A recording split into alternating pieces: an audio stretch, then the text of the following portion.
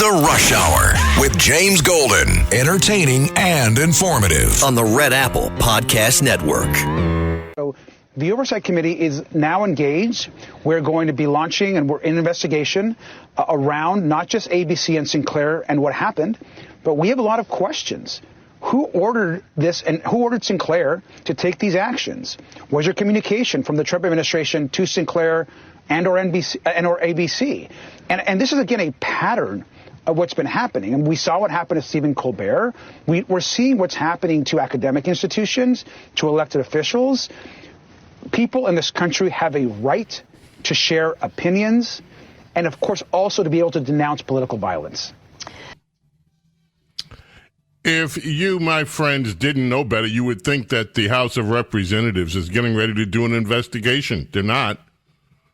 That guy speaking is a ranking member of a committee. He has no authority to call for an investigation into anybody. That's Robert Garcia, California. We're going to be doing this. We're going to be doing...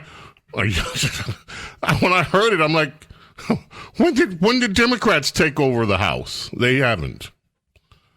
So I guess what he's saying is that a bunch of Democrats are going to look at something. They're out of power in the House. Doesn't matter what they look at. They can talk to themselves in a chamber till the... Anyway, welcome, my friends, to the Friday edition of Bo Snerdley's Rush Hour, the fastest hour in American media. The Kimmel meltdown is still underway. I even saw something from Ted Cruz. It's posted all online. Ted Cruz bemoaning the fact that the FCC commissioner... said what he said, and he thinks it's going to be a dangerous thing for Republicans. I have a respectful disagreement with that. I mean, Ted Cruz is not the problem. But I do disagree with that a little bit. A lot, actually. And there is more. Let me begin this way, my friends. I saw a post on social media. Breaking. Everything is freaking breaking on... Breaking news. Breaking! The late-night show Avengers have formed amid the firing of Jimmy Kimmel. Late-night show host Stephen Colbert, Jimmy Fallon, Seth Meyers, John Oliver are all in unison with Jimmy Kimmel, despite blah, blah, blah, blah, blah. And I looked at this picture of these guys, and the first thing that came to my mind is, gee, what a lot of diversity we have here. They're all huddled together. Jimmy Kimmel, Stephen Colbert, Jimmy Fallon, Seth Meyers, John Oliver, 5 of them in a picture. All white guys, all liberal white guys. No diversity. These are the people that have been preaching to us about DEI and all the rest of it. And then I thought back about the history. They did let one black guy in for a minute. They kicked him out real quick. Remember? Do you know who that was that had a black guy that had... You don't even know, Carlos, because you weren't even around. They had a black guy on late night TV once. He lasted for a year or two, then they got rid of him. You know who it was? Named Arsenio Hall. Yeah, and Arsenio did a bang. Nobody's reaching out to Arsenio, by the way. Notice that? Nobody cares. Nobody's reaching out to old Arsenio. Yes? He was on Coming to America movie. That's him. He was on the Coming to America movie, Arsenio Hall. He had a great show. While it lasted, didn't last long. But you would think, and this is what I want to talk about first.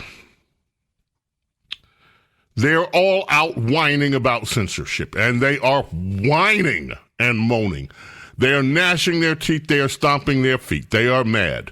They are making all sorts of incendiary statements. By the way, speaking of incendiary statements, today the House of Representatives voted on a resolution honoring Charlie Kirk, 58 Democrats. There were Democrats, but in that, the story was that took the headlines was... Ocasio-Cortez, Alexandria Ocasio-Cortez, did what she does. She went and gave a fiery denunciation of Charlie Kirk that just left many people a very bad taste in many people's mouths. Look, these people are the squad. This is what they do.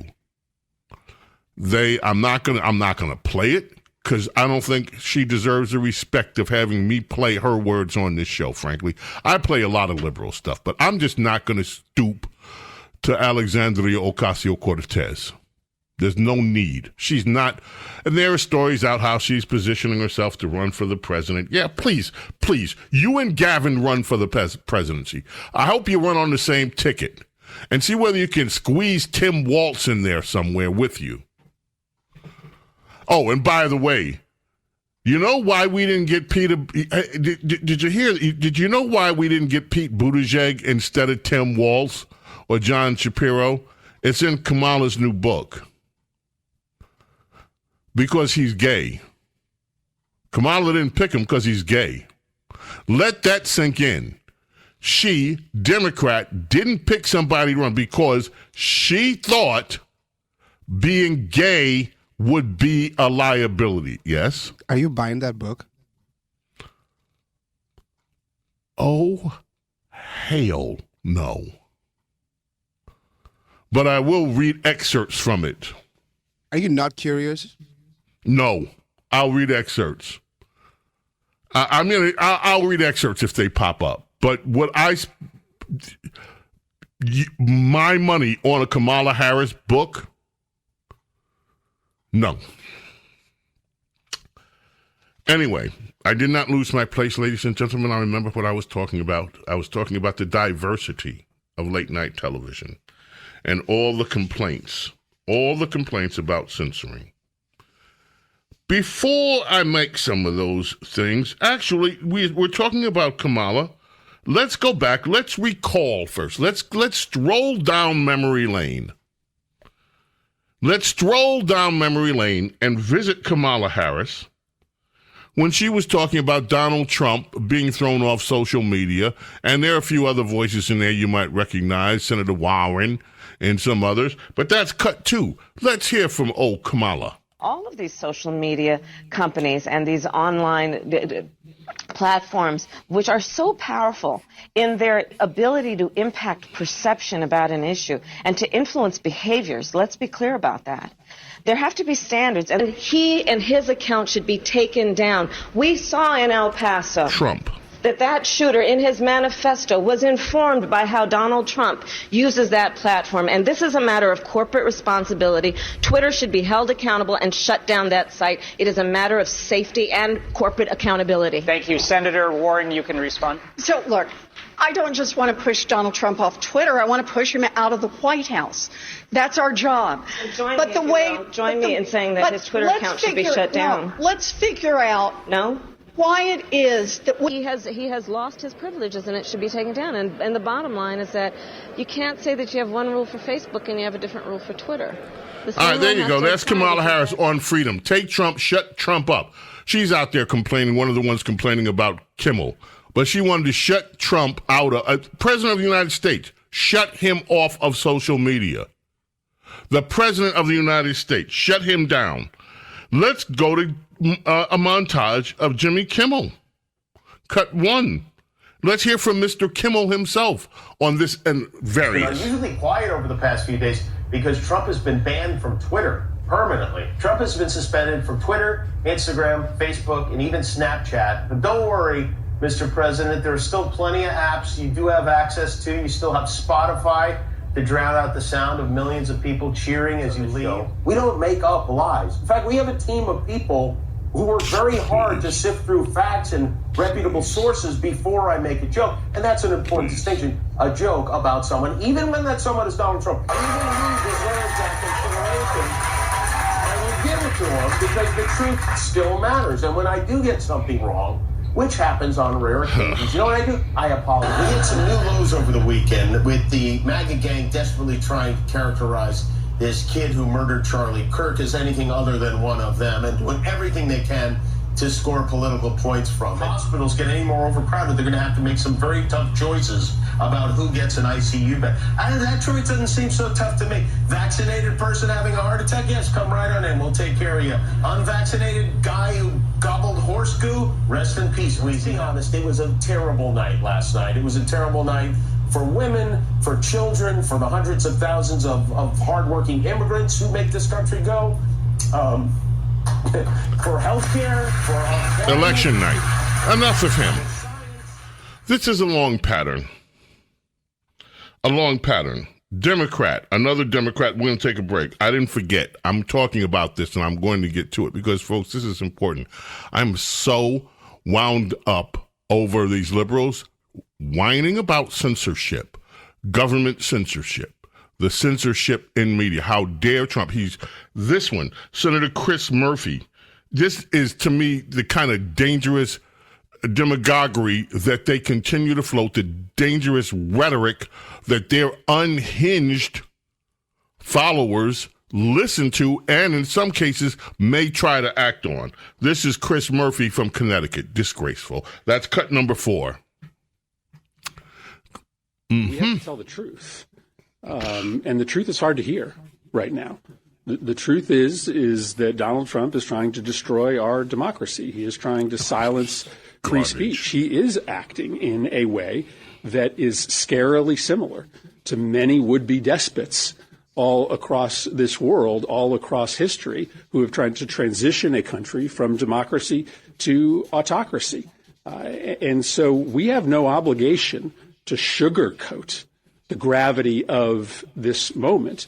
The only way we save this nation is if the people of this country rise up in peaceful protest, if they mobilize all across America. These companies won't really think twice about their money grab until they know that the American people are firmly on the side of protecting free speech. And so the only way that you build that kind of mobilization is to tell the truth. So this is another tried and true tactic of despots, is that they label any criticism of them as hate speech or terrorism or incitement to violence. This is how democracies disappear, is that you allow the regime to create terminology that essentially invalidates the ability to speak truth to power, and we're not going to let them silence us. It's just such garbage. Okay, I'm going to talk about that when we get back, because everything this guy says is what Democrats have done to the media for decades. The Rush Hour with James Golden on the Red Apple Podcast Network. Possibility means you have a chance. Passion opens the door to all possibilities. When I feel like anything's possible, I feel kind of giddy. I want to be an astronaut, an artist, an actress. To visit another country. All I need is a backpack and a pair of shoes, and I'll find a way. That I'm able to do anything I set my mind to. I've never felt like more things are possible than right now. In the right shoes, anything's possible. DSW, countless shoes at brag-worthy prices. Imagine the possibilities. Power up fall projects with Ego at Lowe's. Every tool delivers power beyond belief. So whether it's leaves, limbs, or lawn cleanup, count on Ego to deliver the power, performance, and innovation you need. And now for a limited time, save up to $60 on select blowers, chainsaws, and pole saws. Shop Ego today at Lowe's. Offers valid through 10/1 while supplies last. Selection varies by location.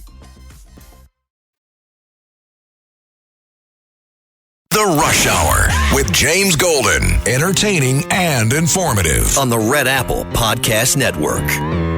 Meanwhile, ABC still has more questions to answer about whether it plans to bring the show back in some form at some point. We don't even know if Kimmel would want to do that, by the way. His contract was coming due in a few months, and he had made some noise about wanting to retire. So right now, in some ways, the ball is in Kimmel's court, but there are some very serious questions for all Americans about how the government is jawboning, pressuring media companies into changing coverage and content. Do we have any idea, Brian, when Jimmy Kimmel will actually make a statement, release a written statement, or make a public statement? No, we have no indication yet from his camp about that. He was about to tape the episode last night when he was yanked off the air. Yeah, that's Brian Stelter and Wolf Blitzed. Is James Flippin available? Our Red Apple Audio Network's news director, James Flippin. Is he in the house? Hello, Bo. Hello there, James. Well, hello, James, sir. I've got a question for you. Lay it on me. Here's a question. I need to ask you this. Okay. I assume that you have followed late night television, maybe not watch it, but you're aware of late night television, maybe going back a few years, perhaps even longer. That is right? correct. Yes. Okay. Can you name me one late night television host in the history of late night television host whose show was openly leaning toward conservative? Are we going to include Greg Gutfeld on Fox News or not necessarily? No. On the television networks, the over-the-air television, the right. ABCs, NBC, CBS, the quote-unquote late-night shows of those eras. Although, I'm glad you mentioned Gutfeld because he was beating out Kimmel and has been beating out Kimmel. Right. Yeah. But on the three airwaves, the three FCC-regulated television public airwaves of America. Yeah. Can you name me one? No, I really can't. Unless, unbeknownst to me, Merv Griffith was like, right wing or something like that. But unbeknownst to you, unless. Let me go through a few names. Okay. Jack Parr, did we know what he was about? No. I mean, I know that name, and I feel like he was kind of the OG in that format. He was the OG of OGs even before Carson. Exactly. Yeah. Okay. So then you had Johnny Carson. Did you know his political bent?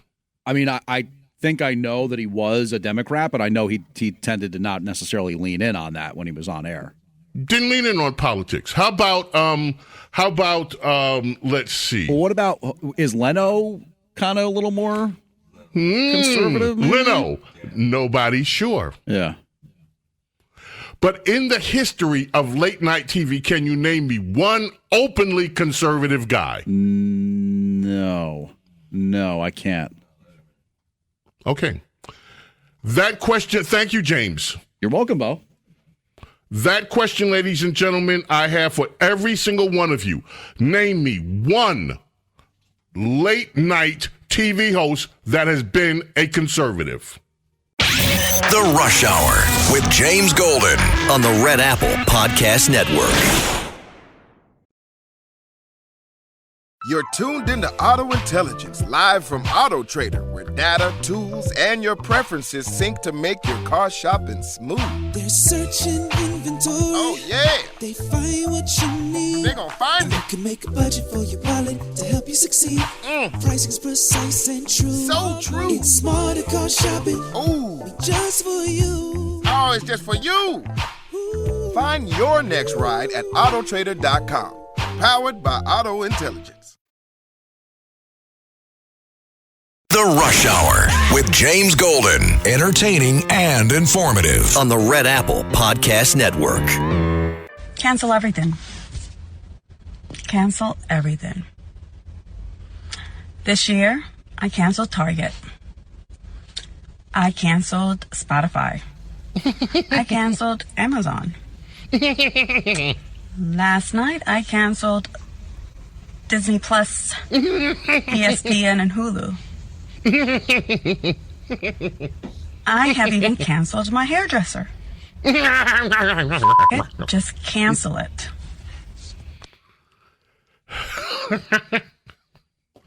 Liberals are mad. James Golden Snerdley with you here, fastest hour in American media. Okay, let me get to the point on this, folks. Look, liberals are whining and moaning about this horrible censorship. Trump's a dictator. He wants to decide the public airwaves are supposed to belong to who? They're supposed to belong to all of Americans, right? Everybody. It's the public airwaves. The public airways have networks, television networks, among the biggest of them, ABC, CBS, NBC. There are, of course, the public PBS people. They're out there hanging around, and then you had the television network versions on when Fox came into being as the Fox network of the affiliated Fox stations, and then you had these Warner Brothers, what else that, some of these networks that do the this, that network, but the big ones on public television have been around since they certainly big in this country since the 1930s going into the 1940s. There's growth, and they owned and dominated not just television, but radio as well. You had big networks there over the public airwaves. You had the Westinghouse Network, the same ABC, CBS, NBC. Then you had all these other mutual broadcast. You had all these networks that were out there. But television had the biggest draw, has the biggest draw, always has. In the history of broadcast television networks, I asked you a question. Name me one conservative host, openly conservative, on the show. Now, people said Dennis Miller. Was Dennis Miller's show actually moving to conservative? It doesn't matter. Dennis Miller, you can say one. People even remember he had a show? And by the way, that is no slight on Dennis Miller. Very talented man. But you can look through at all the big names. You can go through. Carson, we didn't know his politics. Letterman, we know his politics. Look at this bunch now. Jimmy Fallon, Seth Meyers, Colbert, Fallon, all of them. And then go back. Go back when you look at the quote-unquote other names that are famous in this, especially among the comedians. The Jon Stewart, we know his politics. Are there no conservative comedians in America? Are there? Is there not one? Are there no conservative, by the way? Why are they all men? Why? You have, women are relegated to the afternoon? Joan Rivers, briefly, when she was on the scene back in the day. But seriously, these are the people that preach to us about diversity. And what have they done with the public airwaves?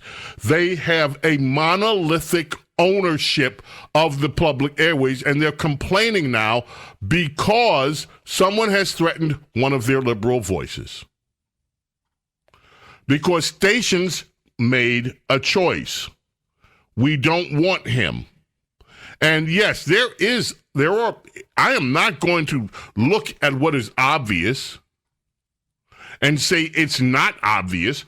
Yeah, part of this is about business.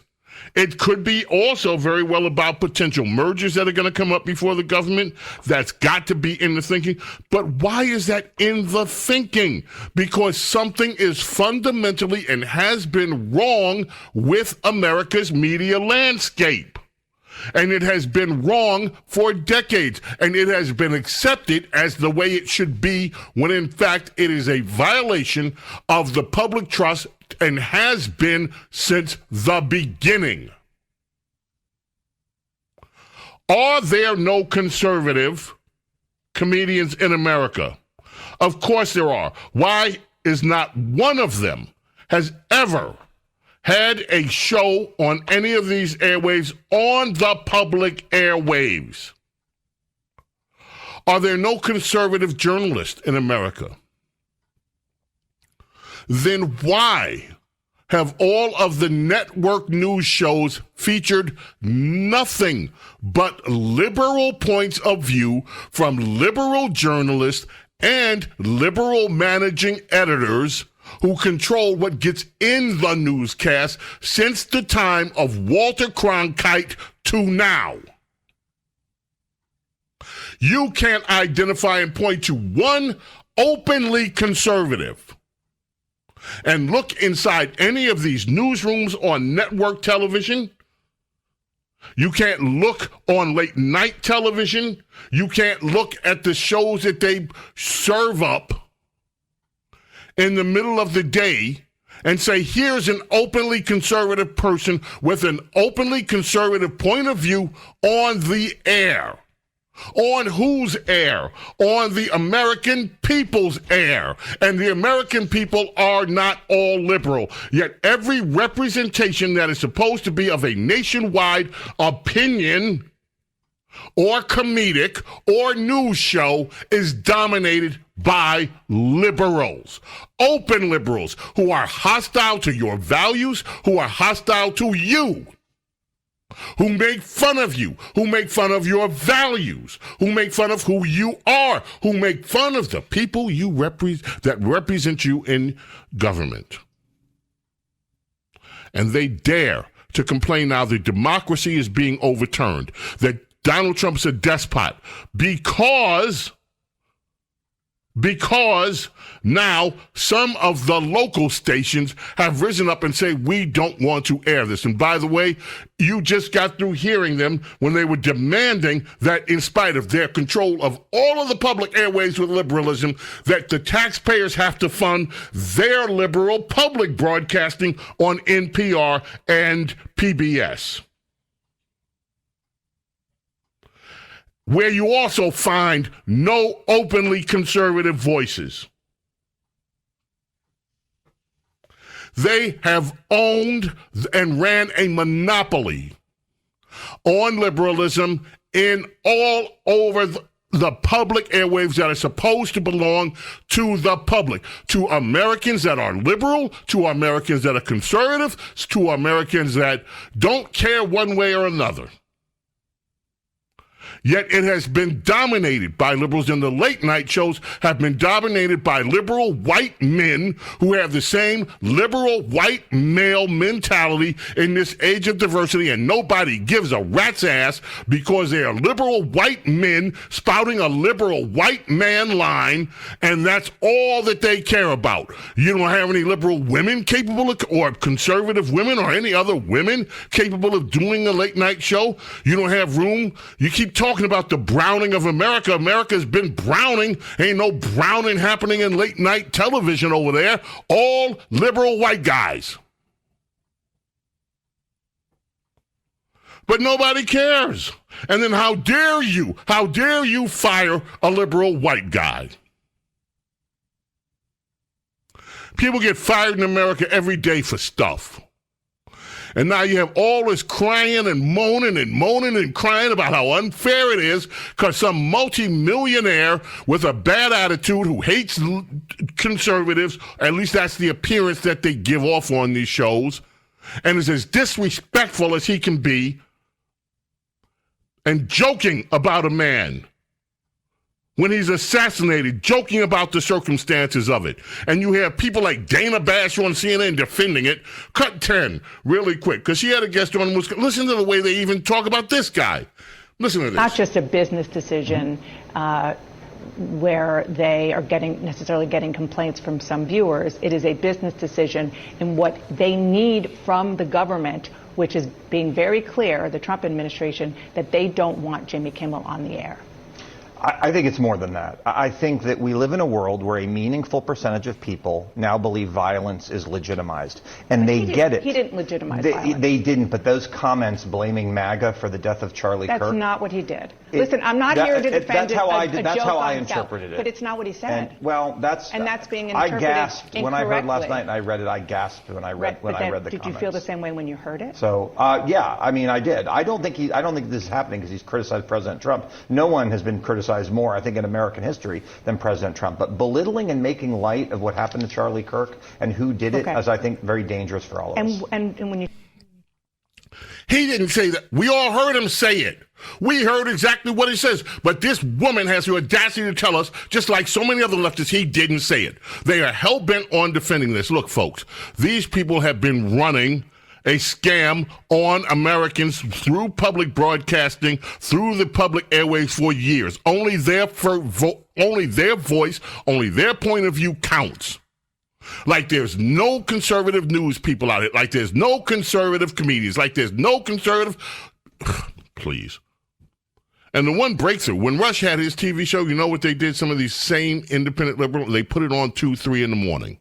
Because they didn't want it competing. And that show, even then, was killing in numbers. But out of that came Fox Network, because the executive producer of that show was Roger Ailes, and he saw what the need was, the vacuum. And look what happened when Fox came on the scene. Against all these 3 networks that for years have been claiming that they represented the public service view of America. A cleanup, because it wasn't, that entire marketplace of people had not been served. And to this day, in terms of the programming that comes from these late night hosts and these comedic shows, is still not being served. Hell, it got so bad when Jon Stewart left Comedy Central. What'd they do? They had to export out to South Africa to ship in one of their comedians. It's like there's no conservative voice here. And that guy kind of bombed out, I think. Trevor, what's his name?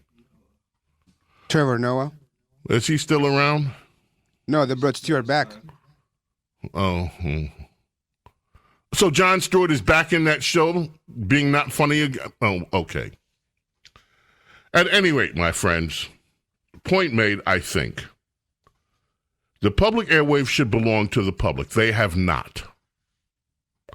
And so all this noise that you're hearing now about censorship, why aren't they asking the same questions of any of these people that are complaining about censorship? Why have you been censoring and allowing these networks to censor out conservative ideas, conservative political thought, conservative comedy, conservative entertainment from America for over 50 years?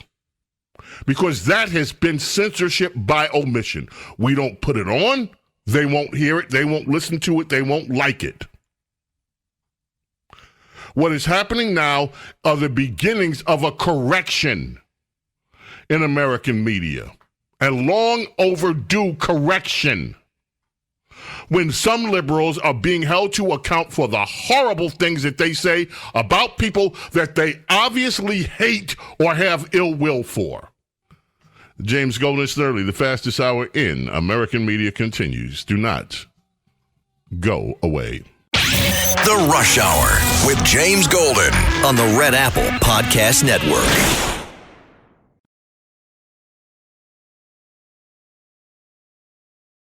The Rush Hour with James Golden, entertaining and informative on the Red Apple Podcast Network.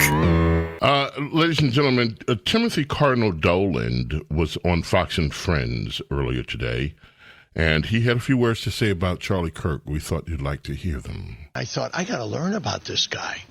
And the more I learned about him, I thought, this guy's a modern-day St. Paul. He was a missionary. He's an evangelist. He's a hero. He's one, I think, that knew what Jesus meant when he said, the truth will set you free. And to do it, now, I understand he was pretty blunt. And he was pretty direct. He didn't try to avoid any controversy. He didn't even try to avoid confrontation. The difference is the way, the mode, the style that he did it, always with respect. And not only was that a gracious, kind of virtuous thing to do, it's effective. Because when your opponents see, this guy kind of respects me. We kind of disagree here, but he kind of enjoys me. And he's thanking me for being here. And he's telling me he appreciates the trust I have in him in sharing my views. I thought, this guy can teach us something.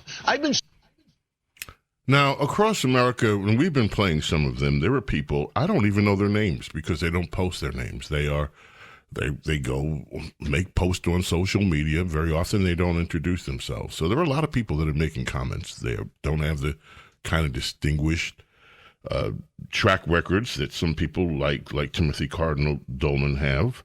They're not known, but their voices are being heard too. And I'd like you to hear just another verse on somebody that says at the beginning he didn't like Charlie Kirk. Before this happened, I did not like listening to him. I did not. From a distance, I thought he was just being contentious. Have your views changed at all after? 100%. Literally, that bullet was fired. Everyone changed. He's there with Abraham Lincoln.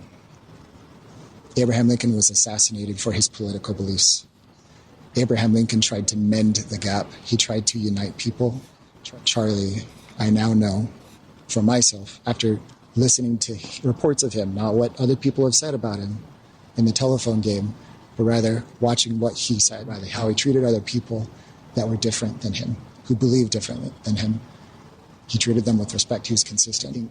The humanity in him is worth remembering because we're all humans. Well, those are just some of the voices.